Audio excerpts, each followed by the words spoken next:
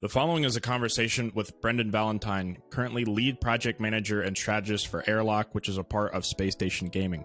He's also worked for Spacestation for 4 years. Spacestation Gaming is a professional esports organization competing in Rainbow Six Siege, Rocket League, Halo, Smash Ultimate, and Apex Legends.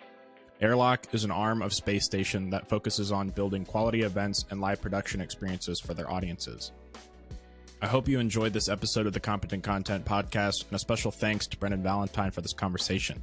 If you want to learn more about Spacestation Gaming or Airlock, you can check out their website at spacestationgaming.com and Airlock at airlock.gg.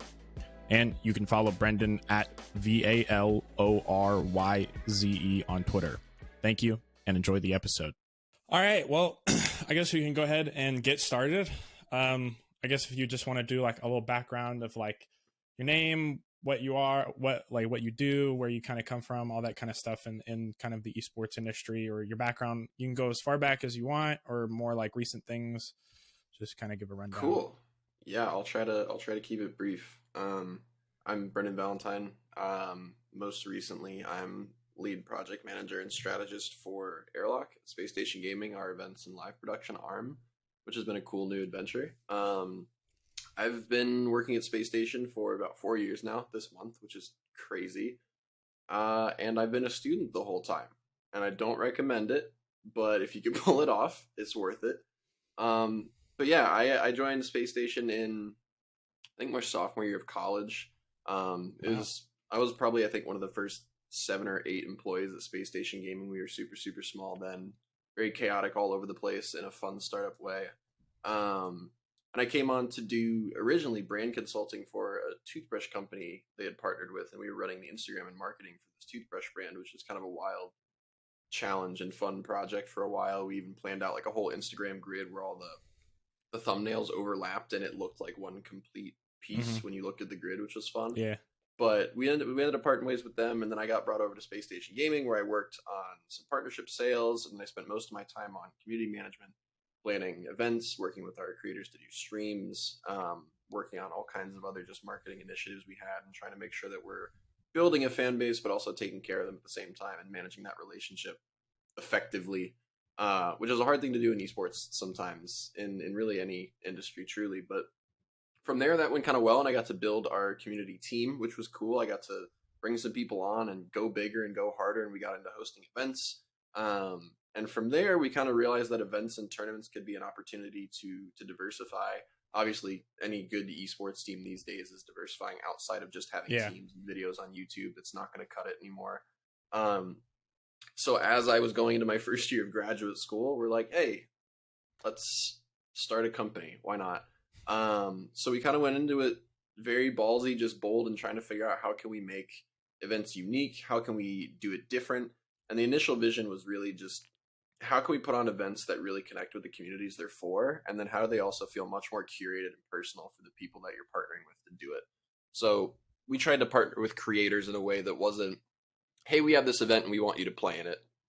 And more of, hey, we want to put on a cool event with you. What ideas do you have? What would be cool for you? What would be true to your brand? And how can we make an activation out of that feels authentic and exciting?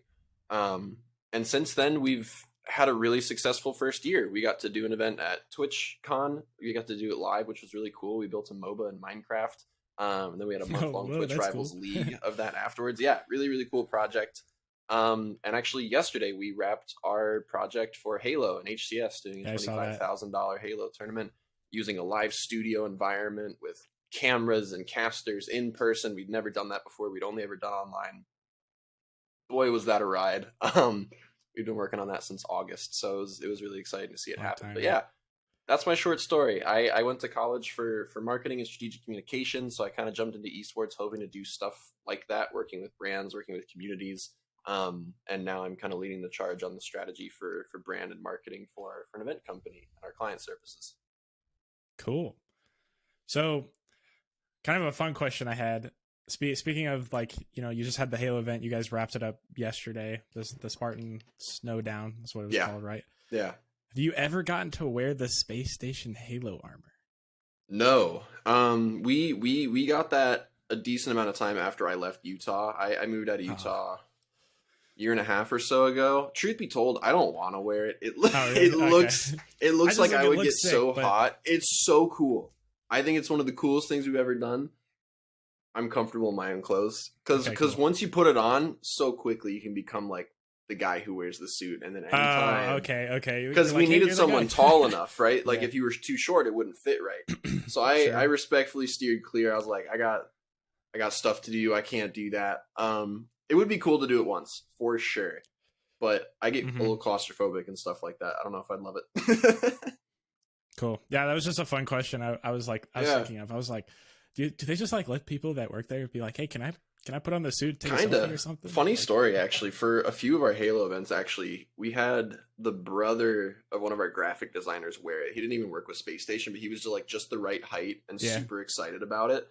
And he had a great time. So we just let him keep running with it. And he had a complete blast. Yeah. Hey, I guess if he enjoys it, just let him run with it. That's fun.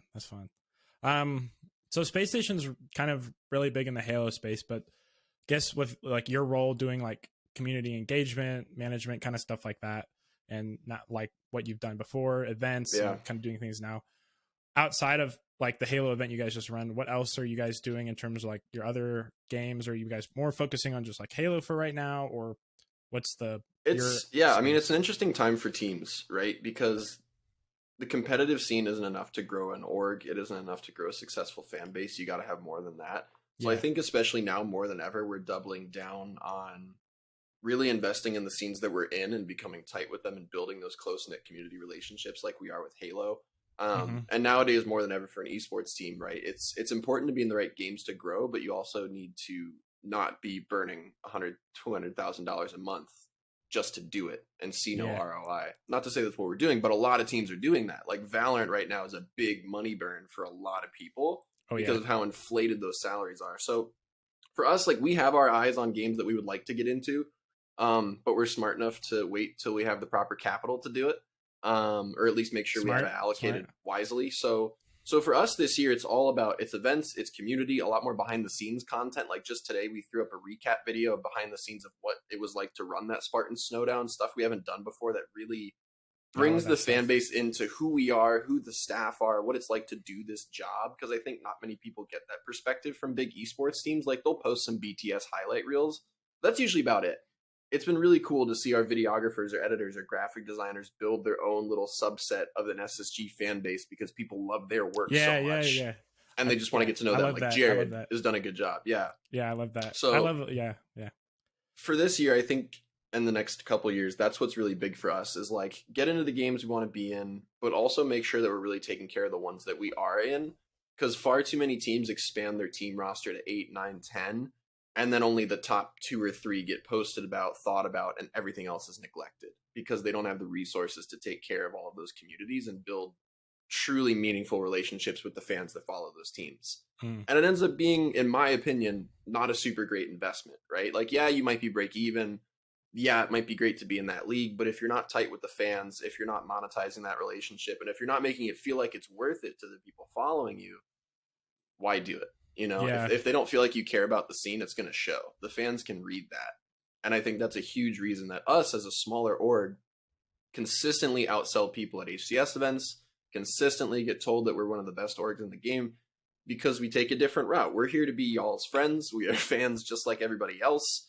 And there's there is a brand consumer relationship, but there's a deeper level of that where we're all just excited to kind of be supporting something cool and building something slightly unique that's a little off the beaten path of what it means to be an esports team. And I think that's really what the core of our strategy is not necessarily to be unique, but how can we do it a little bit better? How can we do it more authentically? How can we really, I think a phrase I've driven home a lot in the past years, how are we rewarding fans, viewers, consumers' time? How are we rewarding them for their time and energy that they're investing into this brand? Why is it worth it for them? And the more you can answer that question, the better positioned you're going to be. And I think we're getting a lot better at answering that question.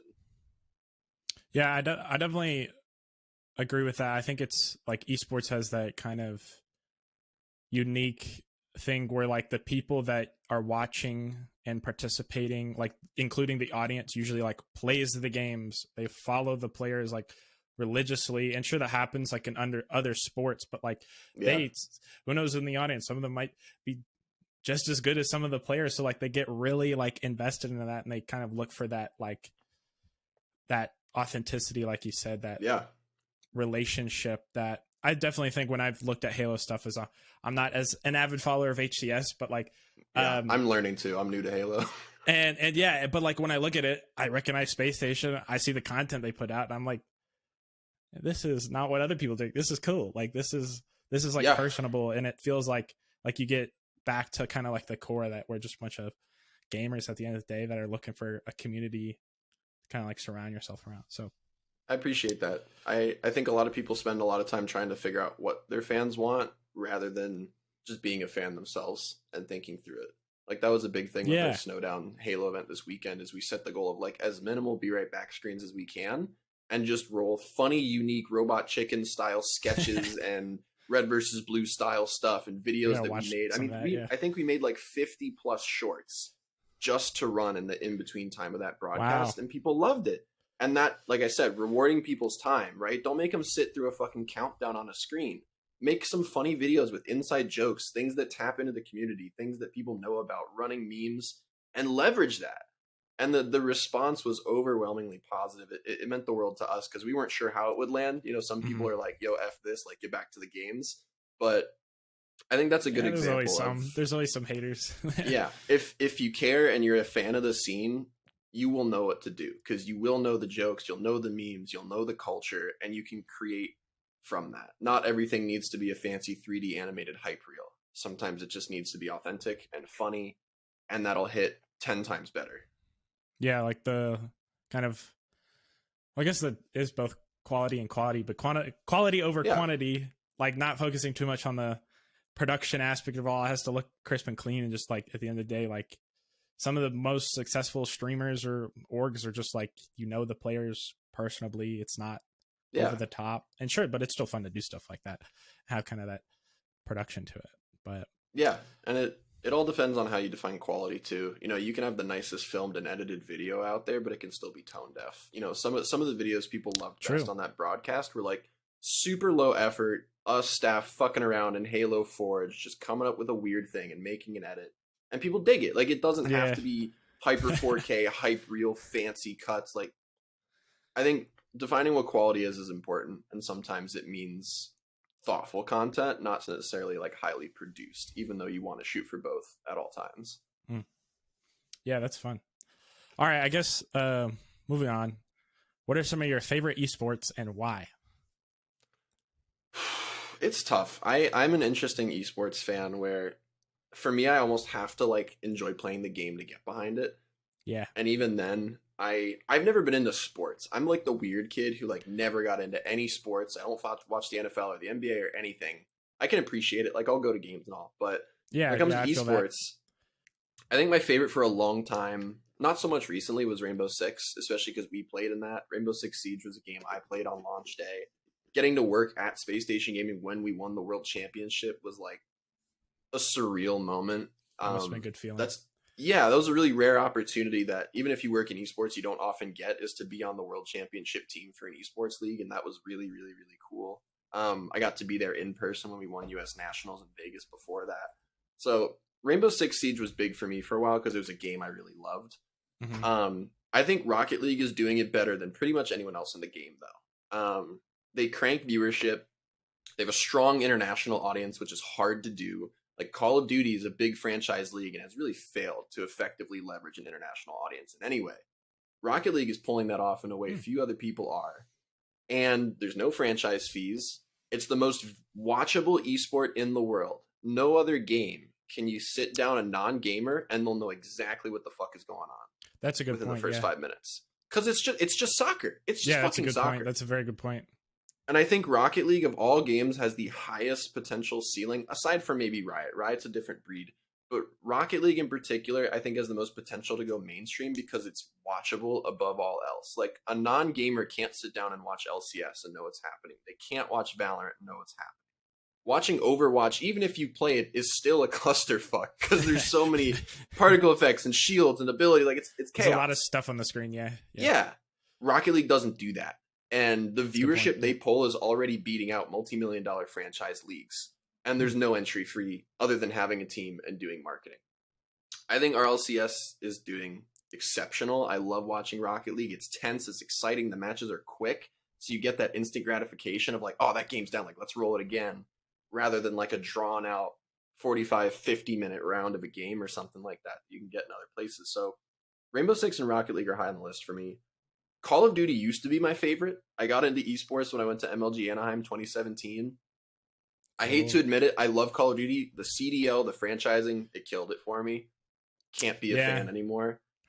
I was really into the open bracket and the ability for teams to show up, like E United coming to their first event and winning was insane. Rest in peace to them, by the way. Great org. Really sad to see them go.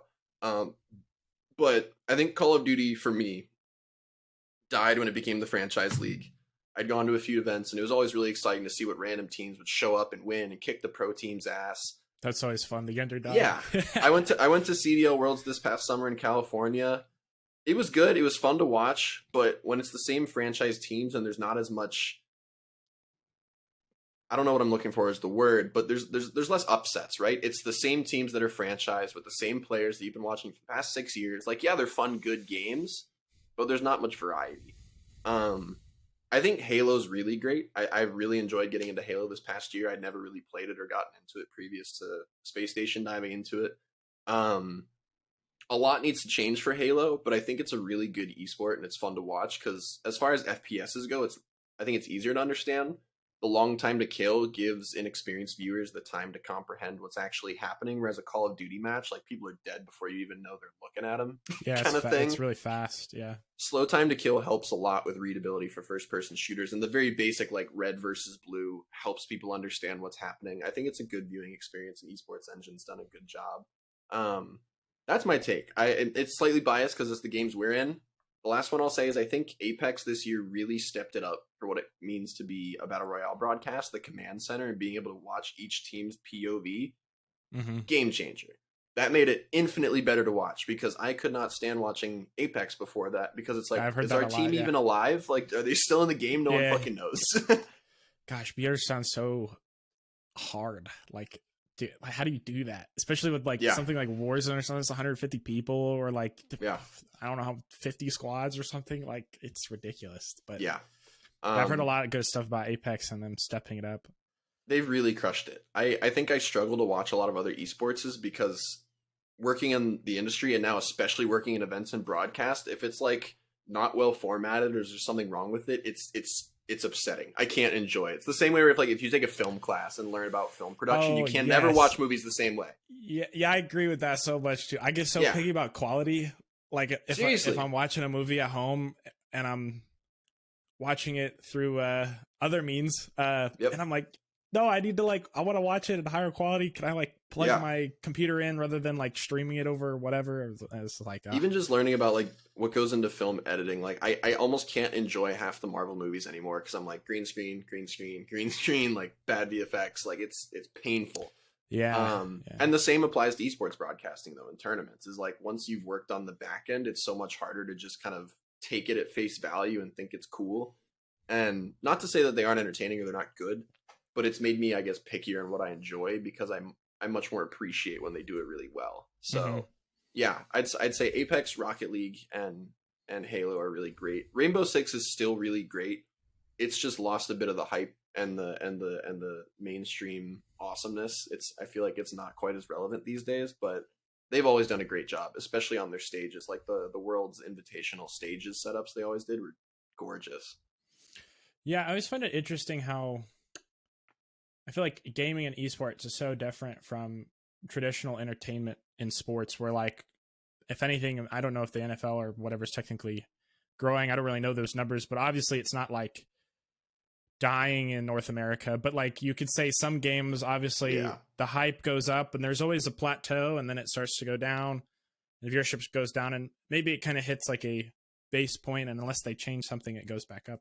But it's obviously I remember when I was younger, the only things I can remember Dota 2 and I can remember Counter-Strike and watching ESL and even like Counter Call of Strike's also Duty. very watchable. I will give them that. Yeah, and it is. I agree with that. I like Counter Strike a lot.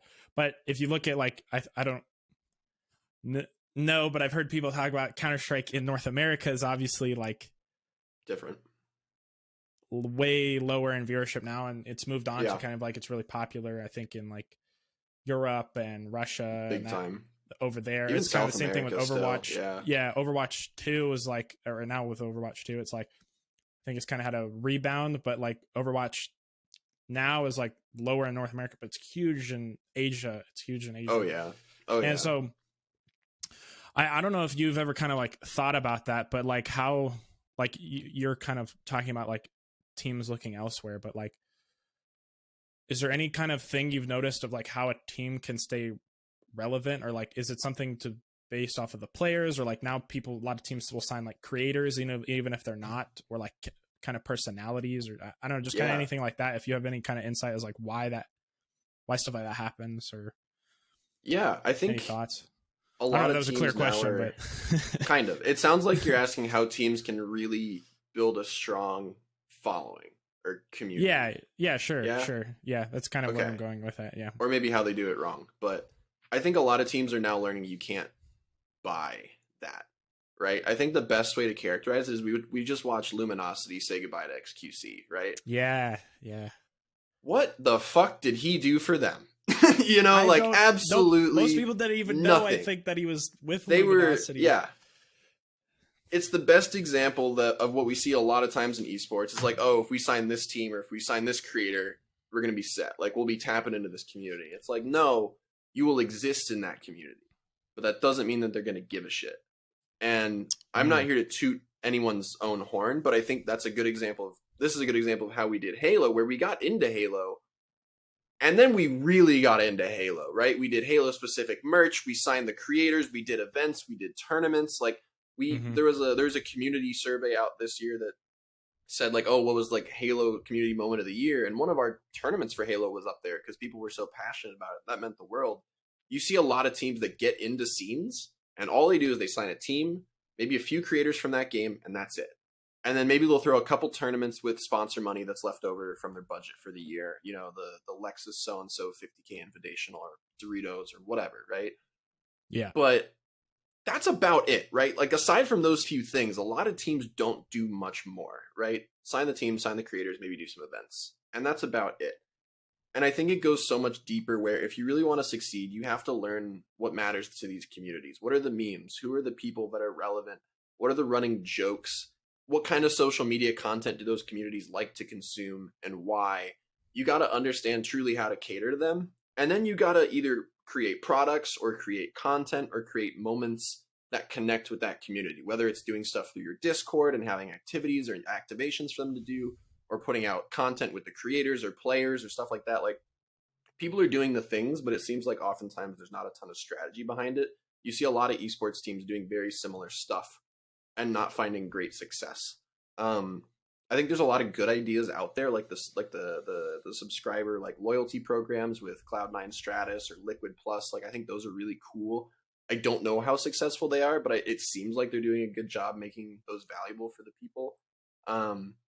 But I think it's a simpler question than people make it a lot of the time, is you really got to take the time to give as much of a shit about that scene and that game and that esport at the level that your fans do.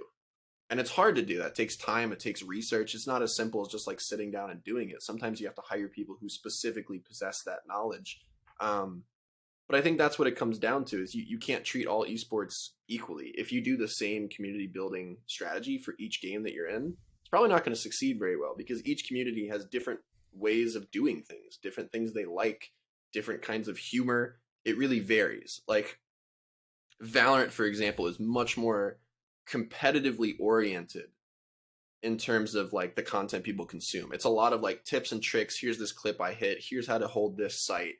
Whereas there's other communities that are a lot more just like, look at this crazy thing we did. This is cool. This is interesting. It's more casual entertainment style content. And understanding how to hit those demographics is really important. I know Space Station's learned a lot over the years of how to do that. I think we've had some moments where we did it great and some where we did it poorly, and that applies to a lot of people. But ultimately, I think to succeed in this area, to do it right, you you got to be a fan at the end of the day. And sometimes that means forcing yourself to do it. But that's what it takes, right? Like, you're running a business in that space. You're probably not going to find many people working at a football team who just don't give a shit about football. There's definitely some. Oh, yeah. But to really understand it, to be a part of that community, you have to have that passion. And you can create it. You can do the research and play the game and learn it. I've met marketing executives who never came from gaming but are working in it now and make time every week for a certain amount of hours to try and play different games so they know what the fuck they're talking about. That's good. It's part of your job. And I think a lot of teams and people in esports take it for granted that they come from this world and they don't feel like they need to do that level of research and effort and learning. They're like, oh yeah, I'm a gamer. We're just getting into this game. It'll be fine. But they've never played it before. And they don't know the people who work in that scene. They don't know what those people like. So you got to make time to learn, really, and admit that maybe you don't understand that scene and learn how you can. Because every community is different, right? You can't compare Smash to Apex and do them the same. It won't work.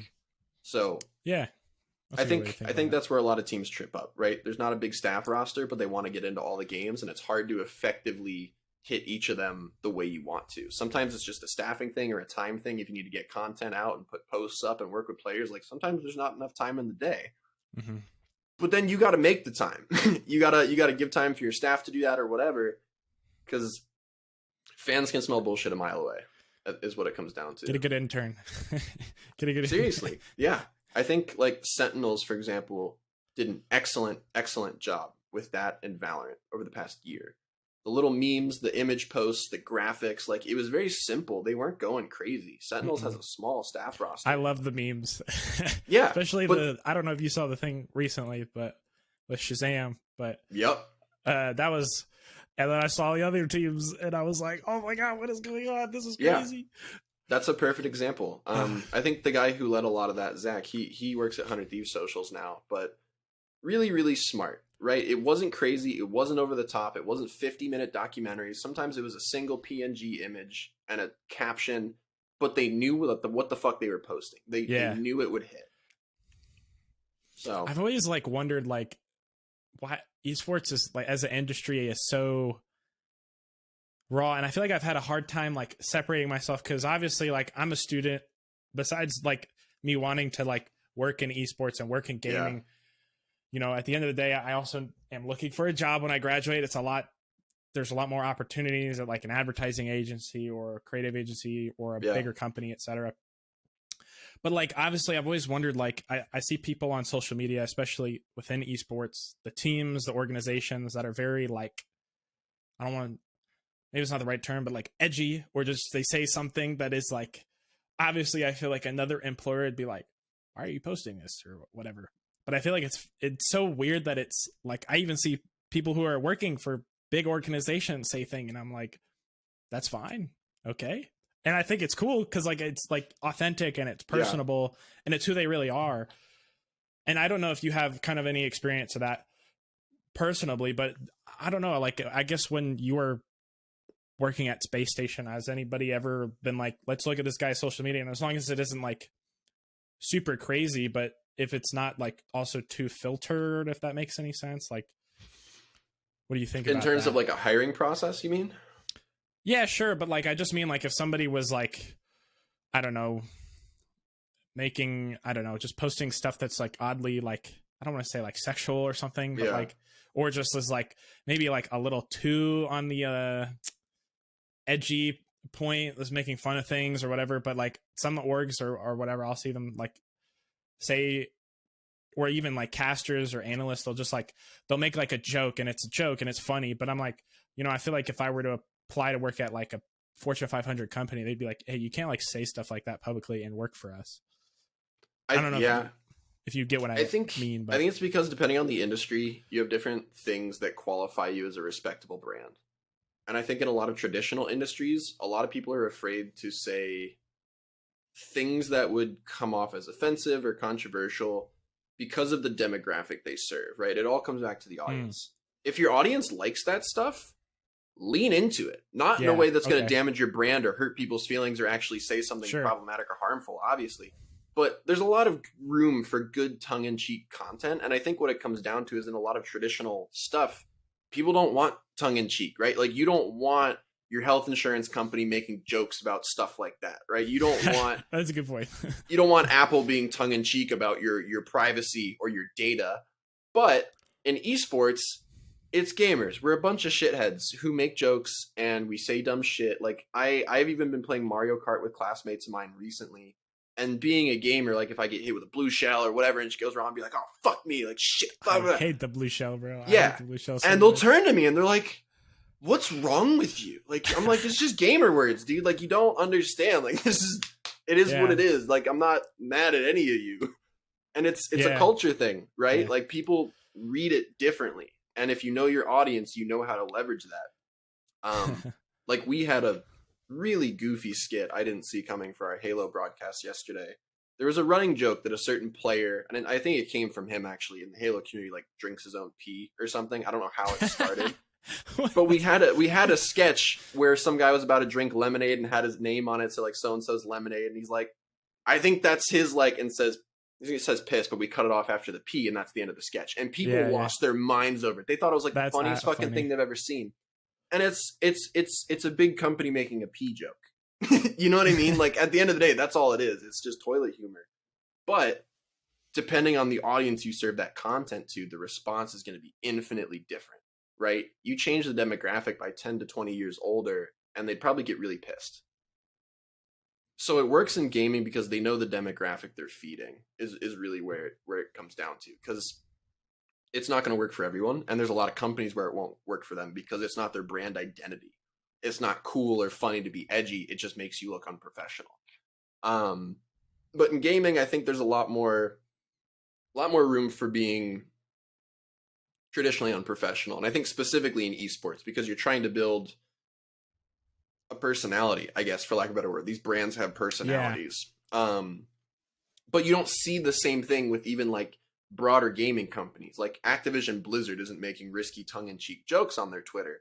You don't see Razer getting super edgy and risque with their stuff. Like the April Fool's stuff is funny, but it's interesting because when it comes to consumer products, I think there's a different vibe of like you expect quality, you expect consistency, and if for whatever reason their marketing doesn't necessarily convey that, it could be concerning.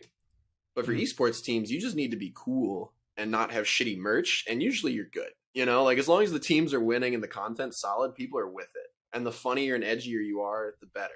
I don't know how Wendy's got away with what they did. Doesn't seem to fit their demographic at all. I love that. But they did it. I love that. Gosh, there's that they. I don't know if they were the first big brand like that to do that, but they were definitely the one that people remember. Yeah, and that was. That's great. A good example of like sometimes it doesn't need to fit, but I would also argue that it still drives back to audience in the end, right? Because that's a Twitter audience. The Twitter audience is so much different than, say, their Instagram audience or their Facebook audience. So knowing what kind of content works on which platforms is really important. And Twitter's a fun place, yeah. I'm not a social media guy. I've never worked in social media, so I don't claim to know the best practices on any of this. But as far as I can tell, it comes down to knowing the platform and what resonates with the users, and then even on a deeper level, what resonates with your audience.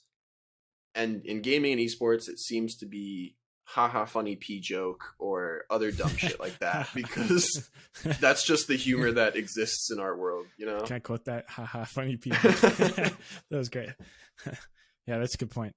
Continuing on with that, what's like some organizations or teams that you think are doing really well in the esports space and why? Or maybe like if you can't pick like one or maybe top three, or maybe what one that you think could is maybe not doing enough or something like that. If that, I would say first step to this question is, how are we defining right? Are we talking about teams that are making money, teams that have good marketing, teams that have good like esports strategy? Because I think a lot of teams do some of the things well, but not all of them well, you know? I'd say, even though I would love to talk about the business side of it, I want to think more about like you personally, you think are like killing it in terms of like their marketing, their brand presence, their like fan engagement, building like an audience. Like for example, like you talked about Sentinels, which honestly what popped in my head is like, I don't really know where Sentinels came from. I know I've kind of like looked at obviously when I've been looking around at different esports brands, you know, I look at their LinkedIn, their website. I don't even think they I think they do have a website. There's not much on it, but Yeah, even so looking they at the people who founded it or whatever, it's like hard to follow. But they still do have this massive social media presence, massive following now Yep. because of what they built up. So kind of just speaking on like their presence and their like community engagement and like the fans or whatever. What do you think they're doing? Brands or Yeah. esports brands doing well in that aspect? It's tricky. I was thinking about this earlier when you sent me these questions, because my first initial answer, truthfully, is I don't think anyone's doing it right, because I don't think anyone's figured it out yet. I think a lot of people are doing some of the things right. Like 100 Thieves has an amazing brand, super recognizable, amazing merch, killer content team. Yeah, like I know a lot of amazing people who work there and do incredible work. But I also think that over time, their brand identity has somewhat shifted, right? After the layoffs, after posting new jerseys for sale, and they let people go on the same day, which obviously circumstances happen. I don't think that was ever intended or planned. But I think they've started to somewhat alienate some fans by being the cool high-end brand, but also laying people off. And that looks really weird because there's a lot of good people who got fired, but they still do so many other things well, right? They can pull tons of people in a crowd almost anywhere they go. There's no argument about that. But then I would also say, like, Sentinels, for example, excellent social media, amazing content, super strong brand identity. Like, whenever they post an asset or a video or a graphic, you know it's coming from Sentinels. But what I find interesting is how all of this online success translates in person, right? And from what I've observed, it's not 100% transferable. And this is, again, not to be a brag, but at a lot of these Halo events I went to, Space Station sold the most merch. Space Station had the busiest booth. And we can't touch any of these teams on social media. Not even close. Because they have much more widespread popularity. But I think what translates in person is the authenticity. Having a cool Twitter brand doesn't make the in-person experience good. And I think people are starting to realize that as esports becomes more and more in person. Like, I adore Sentinels and my friends who work there. They do an excellent job on their booths. They look amazing. They're not as busy as they should be, though. Knowing how Sentinels does on socials, I would have expected their booth to be, like, swamped. Because their merch is cool. They had cool, like, custom 3D printed Halo guns and stuff. And it was relatively quiet when there wasn't a signing. And I think that's important to talk about, because what I would define as true success doing it right is when you can convert all this online hype and reshares and memes and this into in-person and monetization. Granted, maybe it's just not a lot of Sentinel fans at those events. If it's a Valorant event, it's probably very different. But that's where I return to, like, I don't think anyone's doing it 100% right. I think Team Liquid, for example, is also really strong. Super strong brand identity. Some of the most unique merch in all of esports. Yeah, like their collabs with Marvel, for example, are like so fucking cool. I bought some of their Naruto line. I think they're doing amazing. But again, how does that translate into the back end, the P&L, the bottom line? How does that translate to in person? As much as I like to meme on FaZe, I think they've done an excellent job. They're a crazy brand that came from this tiny, like, Call of Duty trick-shotting sniping thing to one of the most recognizable esports brands in the world. Mainstream people will generally know FaZe Clan before they know any other team, just because of how well they've done. And there's a lot of change now too. So yeah, there's a lot of things that can be said about FaZe's business or strategy that aren't good. But I like to focus on what they do well, which is being super recognizable, super mainstream accessible, and just getting their brand everywhere. It's impressive. And I don't think anyone else has been able to achieve that level of just, like, everywhere-ness that they've done. They had a collab with Beats. Who the fuck else has that? Like, that's so cool. Yeah, I agree with that. So super recognizable. Yeah. But then, again, FaZe booths at all these Halo events, pretty quiet. And it makes you wonder why. And it's because I don't think they have the same level of authenticity and community connection, because it's such a big monolithic brand with these big creators. You never feel connected to them. You always feel like you're behind a glass wall. Yeah. So I think a lot of people are doing it right. I mean, you name any of the big esports teams, they're there because they're doing something right. Like TSM doing some really great stuff. I think they've always been extremely strong in the competitive area, right? Like, they might not be the funniest meme org, or they might not have the coolest merch, in my opinion, but they're damn good at almost every game they had that play. Crazy, like, league era for a while, I think, right? Yep. So that was like what that's where all I remember is like Double Lift and Dyrus or Dry. I always forgot how to say his name. But I'm all also a those big people. fan of NRG. I think NRG has done one of the best jobs with content and community and really just keeping good, accessible vibes. I think they're really cool dudes and dudettes and whatnot, obviously, over there. But I think they've done a really great job. Andy Miller's a super smart guy. San Francisco Shock is a killer brand, and they've done really great in Overwatch League. Um, but yeah, I think with any team that has found proper success, there's a lot of things they're doing right and there's a lot of things doing wrong because esports is still so young that the book hasn't been written, right? If you go to a lot of other Yes. industries like tech, there's some pretty clear pillars of what it means to do tech marketing in such a correctly because so many people have done it. Esports is a lot more undefined. We're kind of in that second wave where a lot of the passionate people have started the teams, they're finding success, it's big, but nobody's really hit it properly, like major big time full mainstream accessibility, like fans everywhere. Global sensation kind of deal. Yeah, There's a little bit of that kind of with Ninja, but like that I was was gonna not say a Ninja's team, right? the closest, Where he and hit even the then mainstream home name kind of a little bit. he's a lot quieter now too though. He's doing great, but the viewership is not what it used to be. It's hard to retain that, even though like he just did that sick merch collab with the Detroit Lions, for example. He's doing great. My buddy works on his team and they do amazing work. But I I like to be sure that when we talk about these things in esports and gaming, that we never prop anyone up as the gold standard because I don't think anyone has it figured out, and I think everyone's making mistakes in different ways. Can always Because improve. Be yeah, humble. everyone's about trying it, yeah. different strategies, but nobody has it figured out. I can't look at any single team and across the board say like they're fucking crushing it. And maybe that applies to almost any company. Nobody's perfect, but there's nobody I can think of off the top of my head where I wouldn't be able to find things that could be done better that other teams don't already have. Like everyone's kind of doing something right where there others are doing it wrong, and vice versa. So yeah, I haven't thought about it like that. I've definitely thought about it from the perspective of like, what's my favorite, who's killing it, regardless of how they're doing business wise. And Yeah.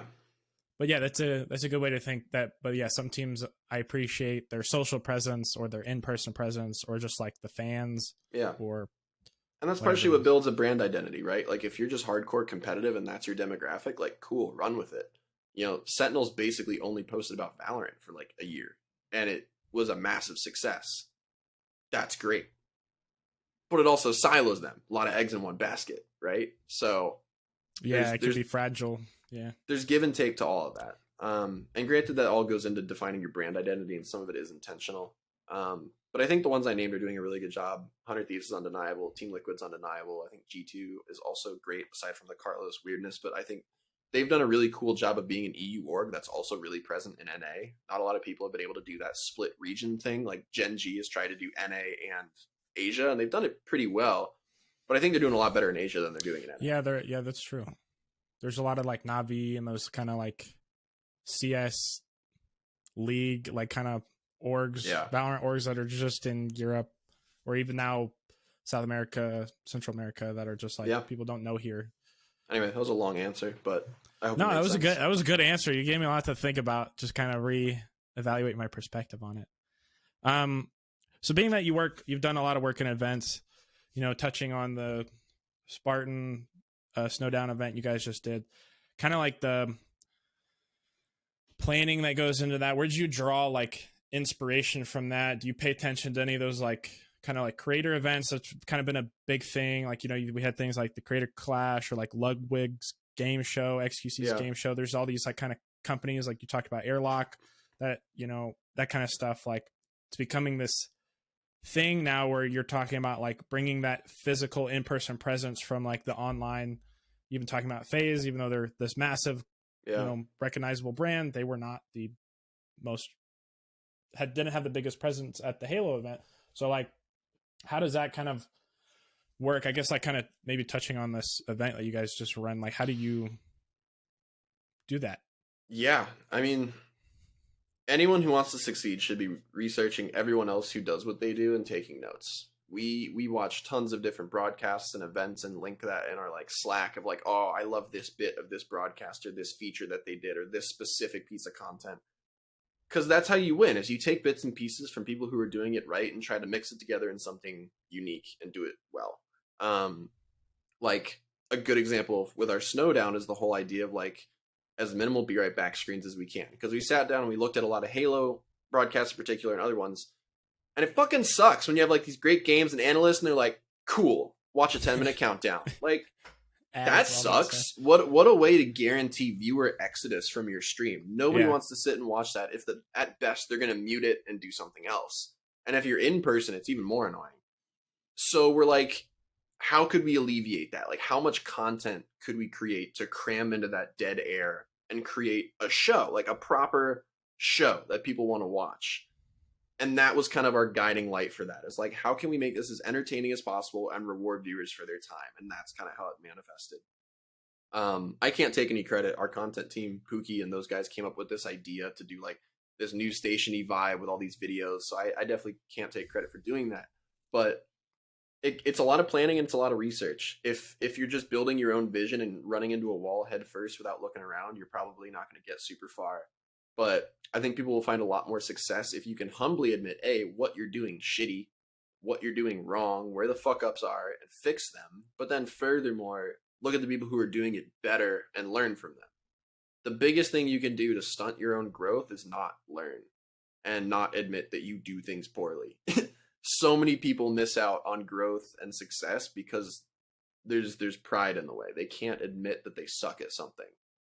And I think that's something that we have in spades at Space Station and Airlock, is we're really good at admitting we did X, Y, and Z poorly. Let's not do it again, or let's do it differently, or let's find out where it went wrong and fix it. Whereas I think a lot of people sometimes focus too much on the positives, like here's all the things we did great, and this went well. Let's double down on that. And then you end up having a bunch of things that could have been addressed or fixed that might have been simple fixes. Like, we got a bunch of praise from the Halo community for changing the color of the Spartan shields in the game for observers to match the team colors. So it was more observable to see who was what. They were like so fucking hyped on that. They're like, yo, HCS, you got to do this. And it was a simple change in the settings. It was just a small thing of like, could this improve the viewer experience? Yes. Okay, let's try it. And people loved it. And I think that's where it really comes down to, is analyzing your own work for the shitty parts. There's a really great thing I learned recently, and it's something called the survivorship bias, basically. And it's based on this thing where back in World War II, they used to take planes that returned from war. They'd be like riddled with bullet holes, and they would do studies of like what parts of the plane didn't get shot up and which did. Let's put a lot more armor on the parts that didn't get shot up because those are the important ones and protect them, right? These are the planes that came back. This must be the part that you have to protect. The parts that got shot up aren't important. But what you really got to do is analyze the opposite, right? Is, okay, how can we protect the rest of this? Where are the enemies shooting and how can we protect against that, right? So you actually want to armor up all the parts that are getting riddled with bullets. So when you look at it from a perspective like that with projects, is like, don't look at everything that went well. Look at the plot holes. Look at what went wrong. Look at what maybe didn't work or was, what's the word I'm looking for? Vulnerable, and improve that. Don't just double down on what seems to be working or getting you through, but analyze the whole piece of the process. And if there's things that seem vulnerable to issues, address that first. I don't know if that made sense, but I think it did. No, that did make sense. The survivorship bias thing was interesting. Just because, look it up if you're ever curious. It's a very neat way to look at things. Well, I immediately was like, wait, wouldn't you want to armor up the things that are getting shot at?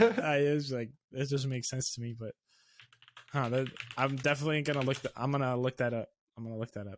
Yeah, here. It's a type of sample selection bias that occurs when an individual mistakes a visible successful subgroup as the entire group. So essentially viewing like the few things that worked as the entirety of it and not considering all the stuff that might have not worked well, is to sum up kind of what I was saying.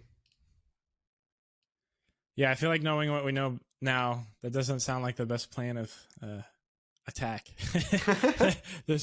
Hey, let's keep not ignore where we fail, or ignore where we fail and just focus on our, which I guess it is just based off of your scenario, but it's natural. If stuff works, you want to double down on it, right? But you got to work against that tendency.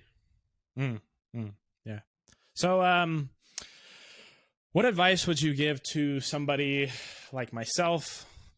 You're also a student, so a young professional, somebody that wants a career in esports or just gaming, that's like looking into it. Any kind of like just general advice, maybe something relation to like building a portfolio or a resume, or just like personality, or even like Yeah. how to find jobs, because usually they're not like posted in the similar places like LinkedIn or Indeed, Yeah. is like kind of other places.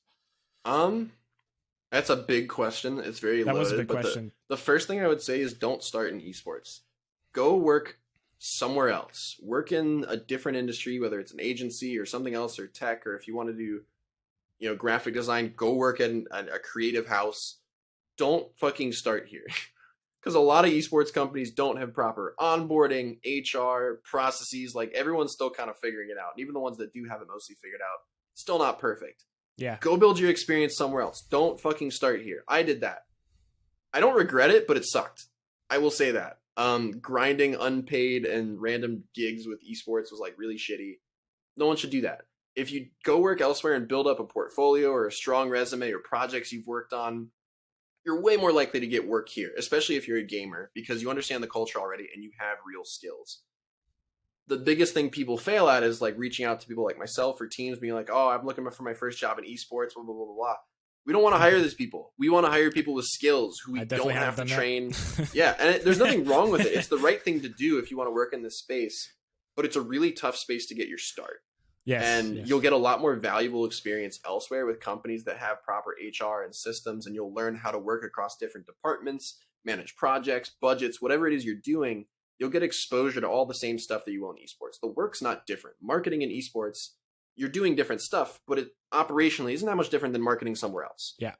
And that applies to a myriad of things. Go get experience. Go make yourself valuable.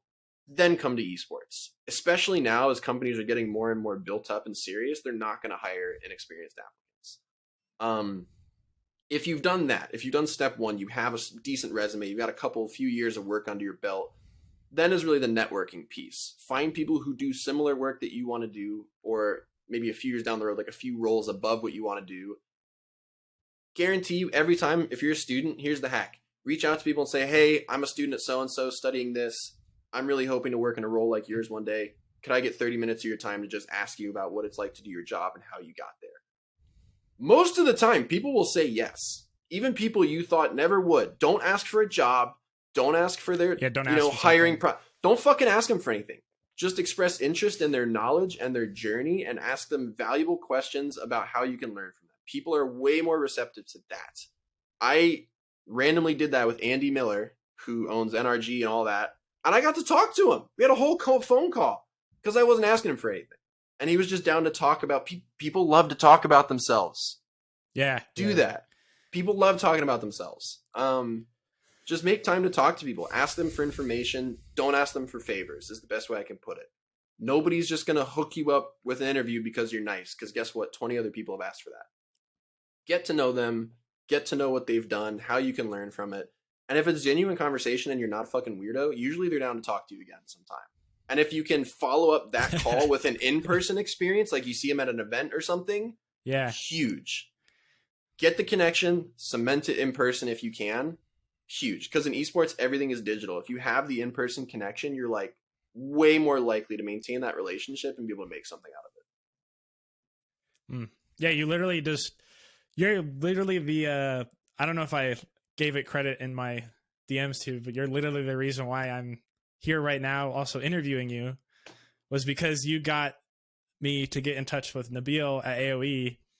Then I also dude. I talked to him like a year ago, and then we kind of stayed in touch over email, and then I got to go check out the office and like just hang out with him for like an hour or two, and he kind of like showed me some stuff, and then I got him on the podcast. But if none of this would have happened if I initially hadn't saw your tweet like a year and a half ago or something about just like, hey, if you want to talk and you want to know what it's like to work in esports, just chat. So thank you for that. And it's what you were just describing is exactly what I did. So and I think the other part a lot of people overlook, do the small things. Tweet them on their birthdays, congratulate them on getting engaged, tell them their dog is cute. Just do all the little dumb friendly shit, because people watch their Twitter notifications. And if they're not a big influencer, they're not overwhelmed. They will see your response. And if you consistently do that for 6 months to a year, and then you see them at an event, they're going to be like, oh shit, I know who you are. Like, we've only had good interactions because you're not weird and you're not asking me for stuff. What's up? People will talk to you. Just That's my best advice. Don't be a fucking weirdo. Yeah, right? yeah. I know that comes off like really blunt, but like, don't ask people for shit and don't be weird. Don't reply to their tweets asking about if they're hiring. No. Find out where their jobs are getting posted. Don't ask the person. That's not their fucking problem. But that's the biggest thing is just be present and be friendly. If they stream, pop in once in a while and say hi. If they quote tweet a project they work on and say they worked hard on it, tell them they did a good job. That stuff goes such a long way. Just being present and being a friendly person who clearly gives a shit about what they do, that will translate over tenfold when you eventually meet them in person at an event or a networking thing. No one's going to be your friend if you're like, hey, I DM'd you like a year ago to see if you were hiring. Cool. Who are you? Like, fuck, sweet. I feel like So did everybody everyone kind of else. starts out there almost, and then they realize, or hopefully get some advice before they go too far down the rabbit hole, that it's not exactly the best way to go about things. Yeah. And Nabil really got that across to me. And so of you is like, you know, and even other people that have kind of been like mentors or figures to look up to in the space. It's just like being very present and being like authentic.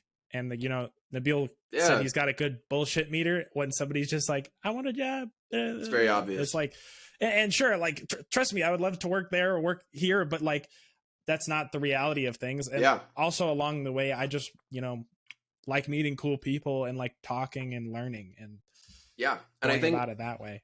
The overlooked part of the long run process and playing the long game is you'll get to know if these are the kind of people you even want to work with. It might seem like someone's doing the work you want to do and they're cool, but maybe the more you keep an eye on them and interact with them, you realize maybe they're kind of a butthole. Like, I'm not saying this is anyone, but it's also for your purpose. Like, you should be figuring out if these are the kind of people, both ways, company culture that you want to be in. Because I know a lot of esports teams that I think they have like a sick fucking brand and they're doing a great job. But having talked to people, I know I'd never want to work there. And that's not because they're doing a bad job, but it's because I understand what that experience is like. And I think people undervalue that. Be more picky. Choose if you want to be there. And get to know people so you can make that decision. You're never going to know if you don't, right? Yeah, interviews go both ways. That's something my mom's always kind of gotten across to me, my dad. And I was like, that is true, because there was a couple interviews I did in high school, and I was like, I don't think I want to work here, because I remember having like a manager and like an owner having an argument in front of me during my interview, and I was like, hi. I was like, maybe I don't want to work here. But anyways, I guess we can go ahead and like kind of wrap things up. We're reaching an hour. There's like anything you're looking forward to where people could find you, maybe anything you want to shout out that's going on, or sure. If you ever give a shit to find me, it's Valorize, VALORYZE on most everything. The best thing I can say is get educated and add value. Those are really, really important. And make friends. Just be friends with people. Don't worry about the end product. We have a lot of cool shit happening with Airlock in the next year. Airlock GG on Twitter and at Space Station. Lots of really, really cool things in the pipeline. Feel free to keep up with us if you're interested. Thank you so much for watching this episode of the Competent Content Podcast. If you enjoyed the episode and want to continue to learn more about the gaming and esports industry and all the behind the scenes, be sure to follow it on your respective platform. It's available on YouTube, Apple Podcasts, and Spotify. Thank you again so much for watching. Also, be sure to check us out on our social media at Comp Content TV. Stay tuned for more episodes, and we'll see you again soon. Thank you.